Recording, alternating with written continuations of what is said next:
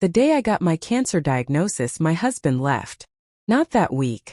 Not after a few days of trying to process something impossible.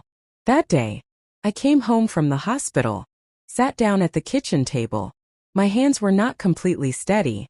My voice was not completely steady, but I told him everything. Clearly. Completely. Every word the doctor had said. He sat across from me and listened. Did not reach for my hand. Did not say I am here. Did not say we will get through this together.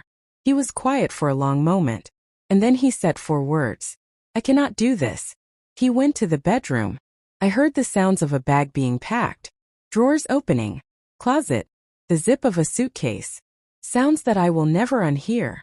He came back out, looked at me sitting at the kitchen table, and walked out the front door. I sat there alone for a very long time, in the silence of a house that had just become a completely different place. And then I heard our 3 children in the next room, playing, laughing at something, completely unaware that anything had changed. And something settled in me, something quiet and final and absolutely certain. I was not going to fall apart today. Not in front of them.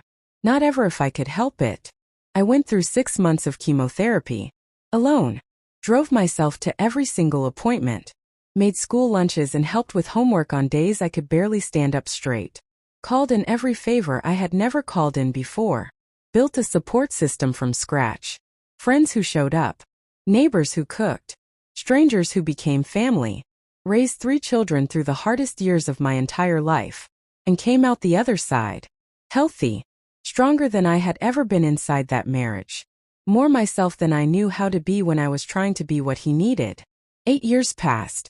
I built a career I am genuinely proud of. Bought a house that is entirely mine. Watched my 3 children grow into people I am in awe of every single day. And then last Tuesday a knock at my door. Him. Older. Somehow smaller than I remembered. Flowers in his hand. He said, I made a mistake. I miss you. I miss our family. I have thought about you every day. I looked at him standing there on my doorstep. At the flowers. At the face of someone who left me at the worst moment of my life. And now wanted back in at the best. And I closed the door. Gently. Quietly. Without drama. Without a speech. Without giving him the conversation he had probably rehearsed.